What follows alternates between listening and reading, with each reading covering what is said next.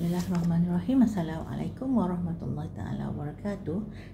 Semua pelajar-pelajar tingkatan 2 yang menonton ini, terima kasih kerana menonton, and please subscribe kalau belum subscribe. Do share with your friends, ya, siapa-siapa juga yang memerlukan sedikit bimbingan setakat saya mampu saya dalam channel saya, ya. Share with your friends, saudara mara ke siapa, ke jiran tetangga, siapa-siapa, ya. Okey, mudah-mudahan awak yang share pun dapat pahala tau. Okay, we are in page 198. Ya, buku ni must be in front of you. Ke surat 198. Saya dah buat sampai contoh 10. Dalam bab yang ke-10, ya, kecerunan garis lurus, ya. So muka surat 198, and I hope yang sebelum ni saya ajar awak dah faham dah. Tentang kecerunan tu. Okey, kalau macam mana nak jadikan dia, nak tengok, nak mengira kecerunan dia, ya. Kecerunan sama ada belah kanan tu positif, belah kiri tu koordinat ni positif, belah kiri adalah negatif, ya. And then coordinate macam mana nak kira kecerunan. Okey, dalam 10.1.5 muka surat 198 ini kita lihat penyelesaian masalah, how to solve problem tentang kecerunan. Kita lihat contoh 11. Tentukan pintasan X dalam suatu garis lurus yang melalui titik P0 negatif 4 dengan kecerunan negatif 2. Itu pertama. Kedua, B, tentukan koordinat bagi pintasan faksi Y yang melalui titik Q60 bagi kecerunan 1/3. Okey, bila dikata paksi pintasan X, biasa kita tahu pintasan Y, kan, ataupun kita tahu setakat ni kecerunan. So sekarang ni dia suruh cari 11A, dia suruh cari pintasan X. Okey, koordinat yang dibagi adalah P04. Negatif 4 lah, kena mengira tak dapat. Kecerunan adalah negatif 2. So ini kita tahu, pintasan X ni kalau kita tengok graf, kan, that means dia lalu kat sini. That means yang tak tahu adalah X, tapi kita tahu tak Y dia. Bila sini ke sini ke sini ke, let's say kita ambil inilah 1. Ini adalah 1, 0. Betul tak? Sebab Y adalah 0, 1, 2. So ambil ini pula, kita akan dapati adalah 3, 0. So that means yang kita tak tahu adalah yang X ni, nilai X ni 1 dan 3. Yang 0 tu kita tahu. So bermaksud, katakan saya letakkan Q, ya, P dengan Q. That means Q adalah X 0. Sebab 0 tu kita tahu di mana-mana pun, katakan sampai 10 pun, kita akan dapati ini 10 atas, kita akan dapati dia adalah koordinatnya 10, 0. Sebab Y ni 0. Bila nak X, Y kena 0. Bila pintasan X, Y kena 0. Itu hakikatnya awak kena faham. Kalau tak expert dengan kata simplin, ataupun tak expert dengan Satah Cartesian, awak dah confused nak kira macam mana. So kita ada formula dia, M adalah X, Y dulu, kan, dah. Formula Y2 tolak Y1 par X2 tolak X1. So dengan ini kita adalah kita ada Y2 tolak-tolak, ya, negatif 4 tolak bawah ni 0. Tapi senang ini ke sini, ya. Okey, aku Q ke atas, X 0. Okey, kita ambil ini X tolak-tolak, ya. So 0 tolak negatif 4. Yang ini Y dulu par X pula, X tolak 0. Okey, sini adalah M. M dia bagi dah ni. Nampak tu? Negatif 2. So that means negatif 2 ni tolak, kita habiskan lagi dulu lah, ya. So negatif 2 equals to negatif positif 4 par X. X tolak 0 adalah X. So ini naik atas, ini turun bawah. So X adalah 4 par, ni tak apa-apa kan, pindah bawah. Sebab dia kalau darab 4 pun, kalau nak pindah 1 boleh lambat. Lepas tu by now should be okay. Negatif 2. So X menjadi negatif 2. Apa jawapan dia? Dia bagi berapa? X adalah negatif 2 tu. So dapatlah jawapan. Dia minta X tadi negatif 2. Now B, tengoklah semua ke tidak. Tentukan koordinat bagi pintasan bagi paksi Y yang melalui titik Q60 dan kecurunan 13. Oh, ini dia bagi Q kat sini.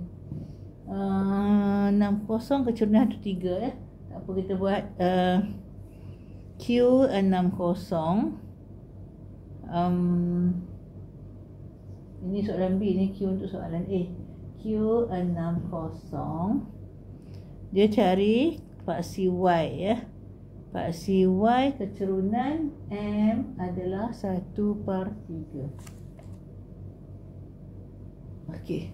So 1/3. Kita letakkan PQR lah. Pintasan paksi Y. Bila pintasan paksi Y, okey, ni paksi Y ya. Katakan 1, 2, 3. 1, 2, 3. Ni kosong. So pintasan di paksi Y bermaksud X adalah kosong ya. Sini kosong. So dia katakan nak ambil ni, lalu kat sini kosong 3, betul tak? Ambil lalu kat sini kosong 1. So bila pintasan diminta apa tadi? Pintasan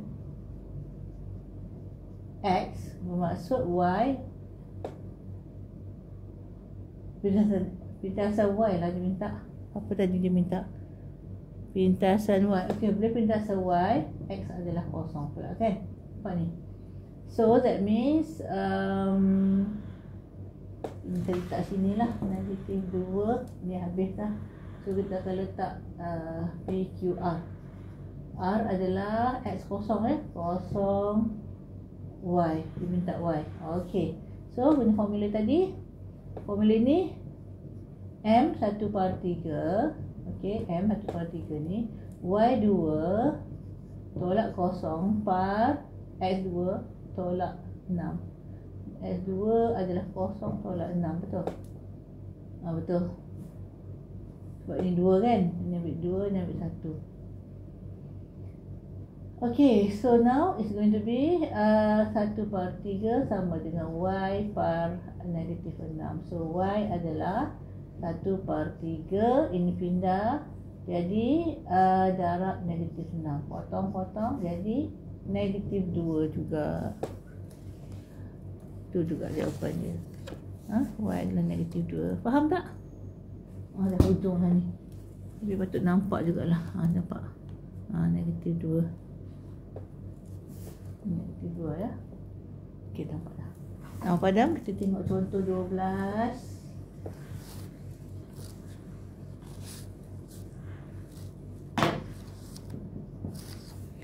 Hitung nilai V dalam rajah di sebelah. Okey, dia bagi gambar tu. Kita dapati ini adalah V. Ini adalah negatif 8. Okay, so this is Y. This is X. Dia suruh cari V berapa. Kecurunan diberikan 4. So kita letak atas bawah ya. Saya cakap letak atas bawah tadi. Kita namakan A dengan B lah. Okay, B adalah V kosong. So atas line ni V kosong. A adalah kosong negatif 8. M adalah 4. So formula M sama dengan Y2 tolak Y1 par X2 tolak apa saya buat ni? Betul lah. X2 tolak X1. So ini XY tolak Y2 adalah kosong tolak negatif 8 par X2 adalah V tolak kosong. Berapa tadi? M adalah 4. Okey. So negatif positif. Ini V tolak kosong adalah V.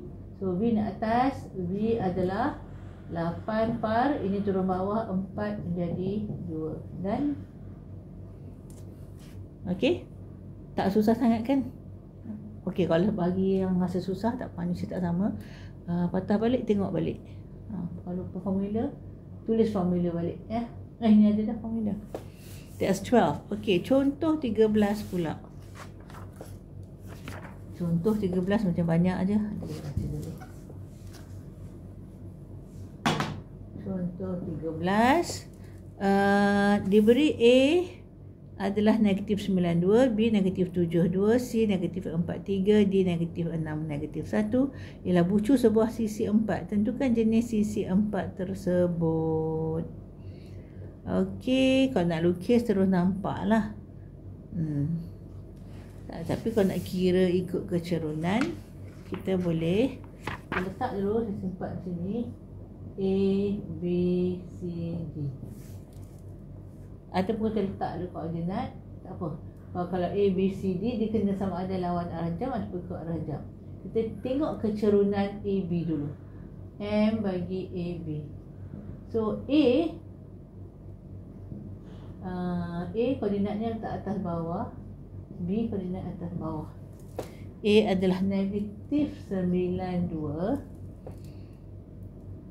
negatif 72. Macam tegak aje.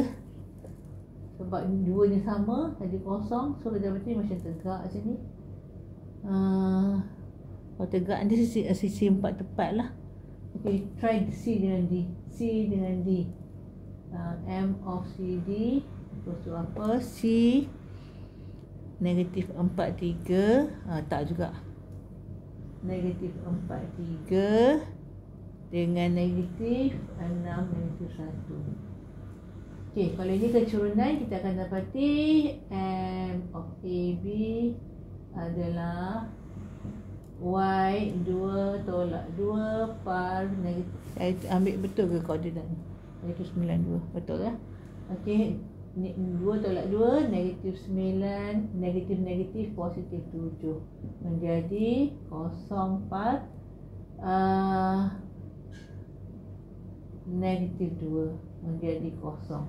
Itu kosong apa? Kalau M adalah kosong, M adalah kosong, that means dia mendatar. So saya ambil gambar rajah tak betul lah kan? M adalah kosong. So salah lah ni. Saya letak AB, betulkan balik AB. Ini saya sementara je A, B, C, D. Okey, so kita buat M of CD adalah 3 negatif 1 tambah 1, negatif 4 tambah 6 ya, negatif menjadi 4 par negatif 2. Betul ke? 4 negatif positif 2. Sebab negatif 4 tambah 6 menjadi 2. So AB kosong, MD kosong ni betul. CD, CD dah ada, CD dah ada cerun 2 ya. 2, that means dia naik ke atas kot CD. Okey, that means macam trapezium je. Okey, kita ambil AD dengan CB pula. Kalau banyak lah kena buat.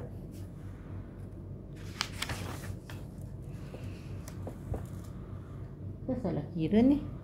Sebab dah belakang tu dia dah tunjuk gambar adalah parallelogram. What's that? Segi 4 selari. Salah ambil angka ke AB?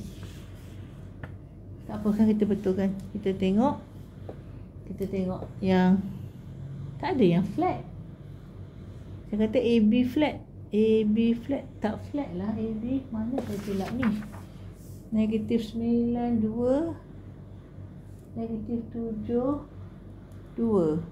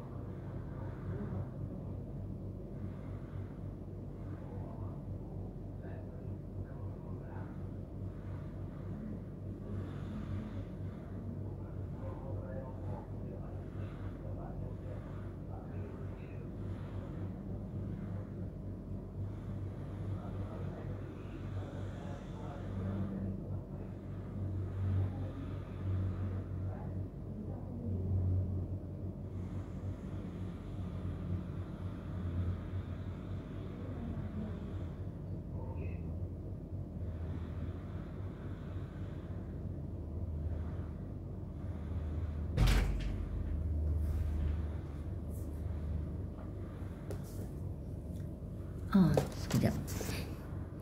Okey, kalau tengok gambar dia kata A negatif 9 2, negatif 9 2, negatif 9. Oh, soalan dah salah. Dia buat A negatif 9 negatif 2. Tu yang saya tadi salah ni pengiraan. Kalau ni negatif 9, soalan ni dibetulkan menjadi negatif 9 negatif 2, barulah saya akan nampak dia akan ada kecerunan. So ini adalah 2, sepatutnya ini 2 juga. So kita kira ya, negatif 2 tolak 2, negatif 2 tolak negatif 2 tolak 2, negatif 9 negatif 2, ini negatif 7 2. So tolak-tolak, ini negatif 2, negatif 2 tolak 2 ialah negatif 4 kan. Okey, jadi negatif positif jadi 2. Nampak dah kecerunan dia sama. So if you do another one, AB cerun dia positif, so ke kanan, positif 2 M dia. Dan kita buat CD tadi pun, CD adalah positif 2. So kena buat lagi sebenarnya, kena buat untuk AD dengan CB supaya kita nampak dia. Tapi sini pun nampak dah dia segi 4 selari ya. Patutnya buat lagi lah. Mak tak nak saya tu buat sebab sampai 4 kena buat. Asalkan faham macam nak buat, boleh lah. Dia akan jadi AD, kalau tengok muka surat 200, patutnya kalau kira awak kalau buat akan dapat 1/3. Ini pun dapat 1/3. Tak sama gambar saya. Sebab dia dekat graf tu dia boleh lukis kat graf terus. Tapi kalau kita tengok patutnya yang dua lagi akan sama jugalah. Okey, jom cuba 10.1. 10.1 tentang kecerunan nanti. Dah habis dah. Menjana kecemerlangan dah. Habis dah bab ni. So pendek je bab 10 ni. Tapi nanti form 3 belajar balik tau. Kalau tak strong ni form 3 sekian-kian. Yang transformation ni simetri bab 11 terpanjang. Okey, kita tengok benda yang boleh tengok. Jom cuba 10.1. Nombor 1, tentukan jarak mencancang dan jarak mengufuk bagi titik P dan titik Q yang berikut. Itu should be easy kan. So berapa dia punya jarak mencancang? 4. Dia punya mengufuk 6. Kena kecilkan lah. Tapi dia tak satu tak apalah. P mencancang 12, mengufuk 3. Unit dia sama, check unit sama ya. C mencancang 16, mengufuk 2. 2, tentukan jarak mencancang dan jarak mengufuk bagi garis lurus. I think you should have done this one because I told to do itu. Nombor 1A senang, nombor 2 pun senang. Okey, jarak mencancang, jarak mengufuk. Nombor 3 pun setiap lebar anak tangga ialah 12 cm. Dia suruh hitung jarak mencancang, jarak mengufuk pun senang jugalah kan. Tapi dia sebut tak apa-apa setiap tu. Jika lebar setiap tangga 12 cm, so setiap 12 cm kena kira kan. Apa senang je. Nombor 4, nyatakan jarak mencancang, jarak mengufuk bagi pasangan titik yang diberikan. Macam formula gradient sistem kecerunan tu lah. M tadi kira M ya. Yang atas tu adalah mencancang, yang bawah dia adalah mengufuk. Ini pun dah belajar. Ini senang. 5 dah, 6 dah, 7. Ini pun mana positif negatif, senang lah. LM adalah negatif ke kiri ya. MN adalah positif. NO adalah negatif. OQ adalah negatif. Hitung kecerunan pun 8A tu senang je. 100 over 50. Kemudian kecilkan ya, jadi 2. Nombor 3 B 12/3 kecilkan jadi 4. C 2/7. Masalah. Kita tengok satu-satu. Kalau yang susah, saya agak susah dan saya tunjuk. Okey, nombor 9. Ini pun tak susah kan, tambah-tambah ada gambar pula tu. 3, 6, so 6/3 untuk A, kecilkan jadi 2. B 8/4, so 4/8 kecilkan jadi 2/4, 1/2. C 5/6, D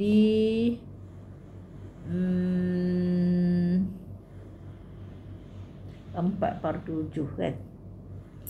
Okey, dia hitunglah isu calculate untuk 10, hitung keturunan garis lurus yang melalui setiap pasangan titik berikut pun guna formula dia. This is the easiest, guna formula M equals to Y2 tolak Y1 bawah M ialah Y2 tolak Y1 bawah X2 tolak X1. Letak atas bawah, letak tolak tengah-tengah. Okey, so ini melalui pintasan pun dah belajar. Now kita lihat menjana kecemerlangan. Tentukan koordinat lukis graf garis lurus bersatah ke atas, tercatat daripada pasangan titik ni.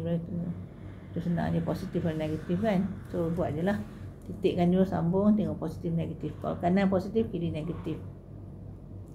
Tentukan keturunan bagi titik PQ. Senang je lah kan, guna formula. 3. Hitung keturunan semua garis lurus dalam rajah di bawah pun ada kotak, kira je yang mencancang pada yang mengufuk ya. Kemudian tentukan mana paling curam, tengok pun tahu kan mana paling curam.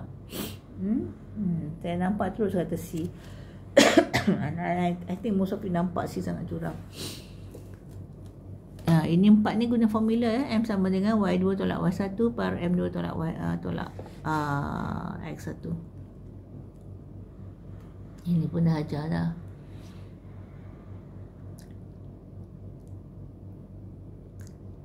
Ke kiri. Ini pun boleh buat lah nombor 6 ni, insyaAllah. Jika keturunan suatu garisan ialah 2 dengan pintasan negatif Y dan negatif 18. Ini kau guna formula pintasan yang negatif ke depan ya. Tentukan pintasan bagi garis lurus tersebut. Okey, 8. Hitung keturunan garis lurus MN jika jarak mengufuk titik P dari paksi Y. Dari paksi Y adalah 6. So senang je lah kan, 6/8 ya. Salah saya, ini 6. So 8/6. 9. Jika titik A dan titik B terletak pada garis lurus yang sama dengan keturunan 4/3, koordinat dia ada, tentukan koordinat B jika pintasan X. Ini pun kalau awak masih lagi macam keliru, buat satu point yang A tu dekat atas simple punya, buat simple punya satah Cartesian ya. Dan boleh agak dan kira. Kalau confuse lah, tak confuse boleh kira terus. Keturunan bumbung. So yang tu kena tegakkan tau, garis tegak antara atap bumbung tu. So nak tengok keturunan bumbung dia macam gambar dia macam ni kan. Ini adalah 15, ini 21. So kena ada satu line sini untuk kira keturunan. Ini part ini ya. So yang ini 15 jadi 7.5 sini. Kemudian yang menegak tu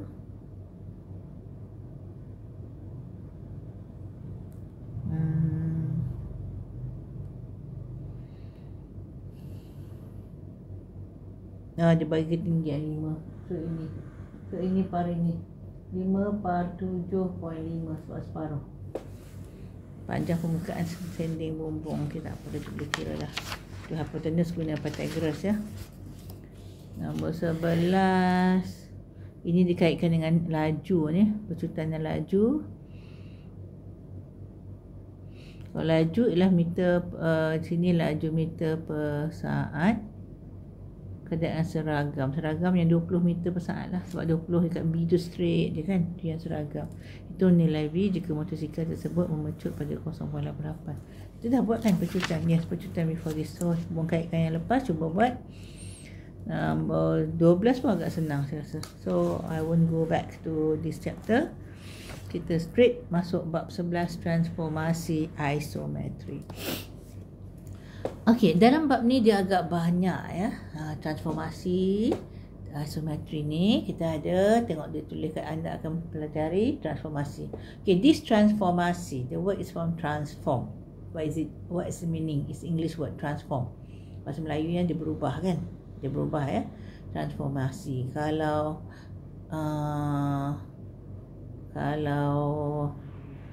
transformer, obvious dia kartun transformer sekecil. Transformer dia from transform juga. Dia tukar from bentuk lain ke bentuk lain. Dia transform daripada robot jadi kereta jadi robot, itu transform. Tapi kita nak guna transformasi, maksudnya berubah. Cuma dia tak berubah bentuk macam transformer. Dia berubah kedudukan. So ada 3 jenis transformasi. So I will rub off now ni. Ni pengenalan ni pun penting supaya faham ya. Transformasi. Ada satu, kita akan belajar tentang translasi. Nombor 2, kita akan belajar tentang pantulan. Apa tak pilih ni? English is translation, tapi bukan translation terjemahan. Pantulan, reflection.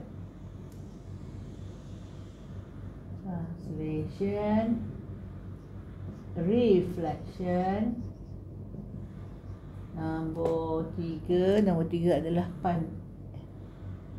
pantulan adalah putaran. Rotation. Okey, kita akan belajar ketiga-tiga ni. Dia ada beza, kita kena faham. Ketiga-tiga ni untuk tingkatan 2, dia akan jadi sama bentuk dan sama saiz. Sama bentuk, sama saiz. Sebab bila tingkatan 3 akan belajar dia jadi besar pula dah, daripada kecil pula dah. Not yet, itu form 3. Form 2 ni kita belajar dia tukar bentuk, dia akan tukar kita tukarlah. Tukar bentuk dan tukar saiz. Cuma tempat berlainan ya, tukar bentuk, tukar saiz, tempat sahaja berlainan. Okey, that is transformasi. Selain tu dalam 11.5 nanti dia boleh digabungkan ketiga-tiga ni, translasi, pantulan dan putaran. Dia menjadi isometri. Kita akan lihat apa itu isometri. Okey, kemudian 11.6 ialah simetri putaran. Okay, so now let's see page 207. Imbasan silam. Tak apalah, tak penting tu. Okey, maslahat bab ni, kenapa kita belajar ya? Ilmu dalam bidang transformasi ini dapat diaplikasikan antaranya dalam industri pembuatan dan rekaan fashion. Ya, bentuk kenderaan seperti motosikal, kereta dan kapal terbang memerlukan rekaan objek yang simetri. Simetri maksudnya untuk buku ni kan. Ya, ini garisan simetri. Sebab apa? Sebab saya lipat, ini jatuh atas sini, yang bawah ni jatuh atas sini. Ini tengah-tengah tiga garisan simetri untuk bentuk apa ni? Ini bentuk segi 4. Segi 4. Jauh sikit. Okey, segi 4 tepat kan? So ini ya dia punya garisan simetri. So garisan simetri inilah yang membantu untuk reka-reka macam-macam. Reka fashion pula akan menghasilkan corak-corak yang berlainan dalam setiap rekaan mereka. Sini suka kelainan, tak suka sama je. Awak pun hari-hari bagi makanan sama, makan nugget hari-hari, pagi, tengah hari, malam, besok pun sama, lusa pun sama, 10 hari muntah awak. Tak larat makan tu je kan. Okey, kita lihat 208, aktiviti kreatif tu kita tinggalkan. Kita lihat tadi punya transformasi. Apa dia kata? Transformasi merupakan proses mengubah kedudukan, orientasi dan saiz image suatu objek melalui proses dia sama ada translasi, pantulan dan putaran. So diubah seperti apa tadi? Tukar, ubah, samalah. Dia ubah. Okey, sama bentuk, sama saiz ya. Sama bentuk, sama saiz, tempat je lain. Tempat sahaja berlainan. Okey, sama ada melalui proses dia, 1 translasi, 2 pantulan, 3 putaran. Image yang dihasilkan oleh transformasi asimetri ialah kongruent. Pening banyak sangat dia punya istilah baru ya. Tapi tak apa, translasi pantulan putaran saya sebut dah tadi. So, transformasi isometri ni, dia berubah tempat melalui 3 cara tadi. Ni 3 cara dia tadi. Dia jadi tempat baru, sama bentuk, sama saiz tempat baru.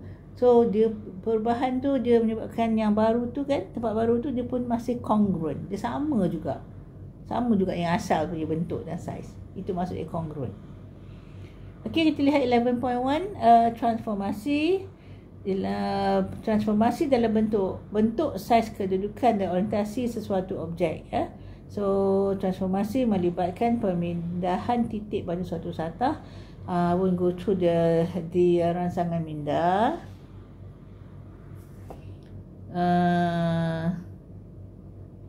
Kita lihat muka surat 206 yang sebelum transformasi berlaku, bentuk rajah asal dinamakan objek. So, yang mula-mula tu katakan bentuk ini. Ini adalah objek dia segitiga. Dia tak berubah bentuk, tak berubah saiz, dia pindah ke sini. Jadi sini juga, segitiga juga. Sama je. Yang ini nama dia objek, yang ini nama dia image. Image, objek dan image. Selepas transformasi, bentuk itu dinamakan image. I told you. Transformasi merupakan padanan suatu titik pada suatu satah. Apabila objek bergerak dalam suatu transformasi, sama ada pantulan, putaran ataupun translasi tadi, setiap titik objek itu mengikut corak pergerakan yang sama. Sama je dia ikut. Kalau bentuk apa, ya? Apa nak ambil? Saya ambil 2 dimensi. Kalau garis pendek saya dah hilang. Ada. Okey. Asal-asal ini. Barisnya. Yang sini kan. Kemudian saya alih dia ke bawah. Dia ikut je. Ke sini. Sama tak? Sama juga. Cukup dia. Patut gambar ni sama, ya. Lebih kurang, ya. So, titik ni ikut bergerak warna ni. Ini pun bergerak macam ni. Ini pun bergerak. Patutnya adalah ke mana tadi? Ini ke sini. Sebab gemuk pula tiba. Ini ke sini. Sama je dia gerak. Itu maksud dia. Transformasi merupakan suatu pergerakan dengan orientasi dan padanan yang tertentu tanpa mengubah rupa bentuk. So, tak ubah, ya. Tak ubah saya sebut tadi. Okey, rajah sebelah merupakan pergerakan objek A, B, C, D. Bila dia nak namakan, katakan ini, ya, A, B, C. Objek tidak ada prime, tidak ada dash. Kalau dia bergerak A ke sana, nama dia A dash. Objek image A dash. B ke sini, nama dia B dash atau B prime. C ke sini, nama dia C dash atau C prime. Patutnya jarak dia sama je dia bergerak. Sengit dia, gradient ataupun kecerunan sama je. So, contoh 1, antara berikut yang manakah menunjukkan transformasi dan mengapa? Okey. A, transformasi tak? Sama bentuk, sama saiz tak? Kalau nampak sama bentuk, sama saiz, ya, transformasi. Cuma macam mana dia gerak, itu kita belajar kemudian. Sama ada translasi, pantulan ataupun putaran. B, N gerak pada tadi A pada B, ya. B ni M gerak pada N. Sama bentuk, sama saiz ke? Ya. Dia adalah transformasi. Ya, sebab sama bentuk, sama saiz. C, P pada Q. P berapa bucu dia? 1, 2, 3, 4, 5. Q 1, 2, 3, 4, 5, 6, 7, 8. So, bukan transformasi sebab berbeza bentuk. D, K pada L memang bukan transformasi sebab walaupun sama-sama segi 4 tapi bentuk berbeza, ya. Okay, now look at page 210. 210, kita lihat contoh 2. Rajah di sebelah menunjukkan A, B, C, D. Yang belah kiri tu bentuk L kan.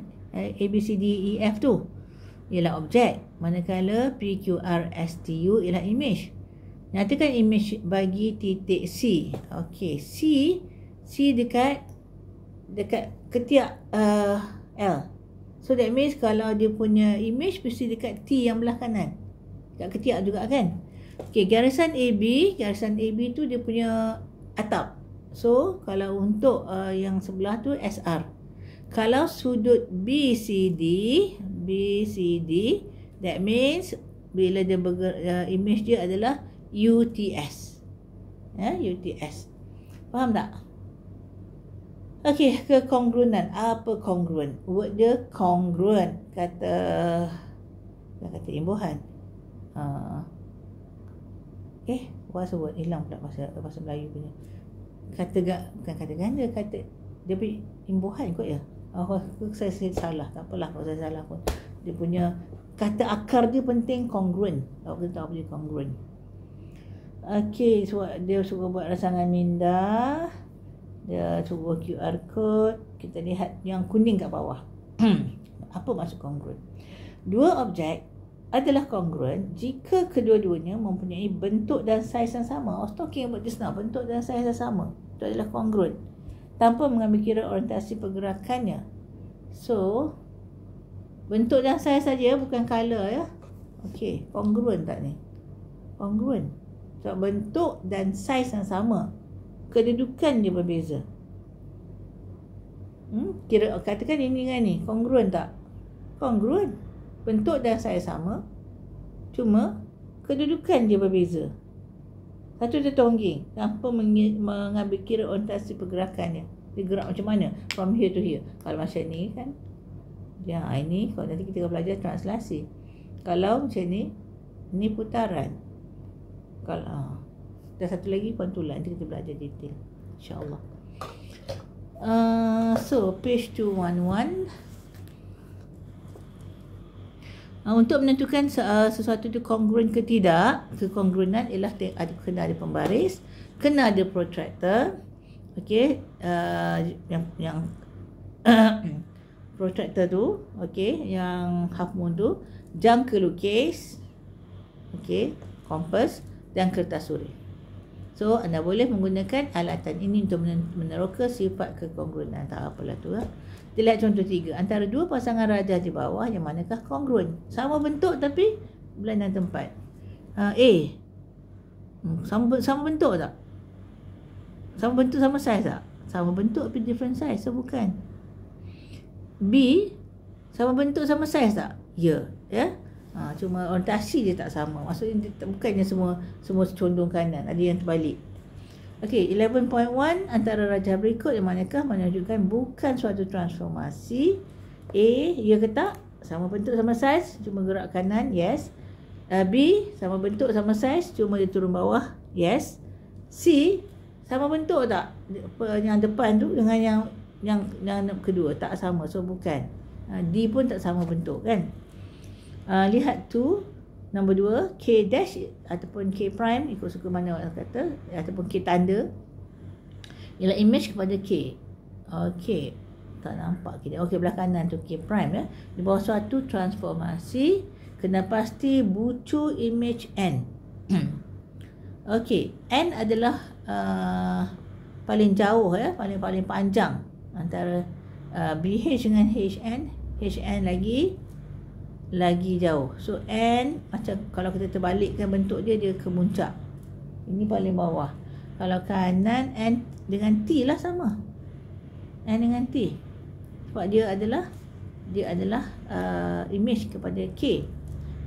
Okey, kalau yang maksudnya kalau dia K, dia N. Kalau dia K dash adalah T.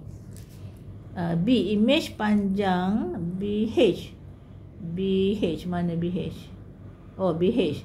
Okey, tadi dah jumpa dah. K dash adalah T. So BH dia punya equivalent yang sama, transformasi dia QR. C, image sudut SDB. Okey, so UVQ lah. Kalau macam problem sikit untuk awak, slow-slow tengok bentuk je. Saya tadi mungkin bit laju, tapi tak apalah. Ini sepatutnya senang. Ialah senang some people jangan masa nak fikir. Kalau ikutkan tadi, dia suruh gunakan kertas surih kan. Lukis, kemudian letakkan. Kertas surih tu letak dulu N, S, D, B, H. Lepas tu letakkan ke sebelah. Sama di atas satu sama lain. Tengok. Yang mana? 3, kena pasti pasangan yang kongruen dan nyatakan sebabnya. A, kongruen ke tak? Bentuk dua-dua L, tapi kiri besar, kanan kecil. Saya kata sama saiz, sama bentuk. So bukan. B, memang tak lah. Satu bentuk lain, satu bentuk oval ataupun bentuk apa? Bentuk bujur. C, ya, kongruen. Walaupun dia bertemu macam tu, tapi kalau kita letakkan dalam satu lain lagi, dia adalah sama. So dia kongruen. D, tidak. Gambar rajah di bawah merupakan dua segitiga yang kongruen. Dia sebut siap-siap kongruen. Lengkapkan jadual di bawah dengan kepadanan garis dan sudut yang serupa. So we have to try this. Habis dah pendahuluan. Ni baru pendahuluan tau. Bab ni agak panjang sikit. So nanti kita dah tengok balik. Kalau tak faham, kalau tak ingat, nanti next class kita akan tengok apakah translasi di first one. Lepas translasi, apakah pantulan. Kemudian apakah putaran. Okay, so I stop here first. Thank you for watching. Okay, mudah-mudahan bermanfaat dunia dan akhirat. Also, pesanan macam biasa, jaga solat. Jaga solat, sebab solat lah yang yang insya-Allah mencegah kita dari kemungkaran.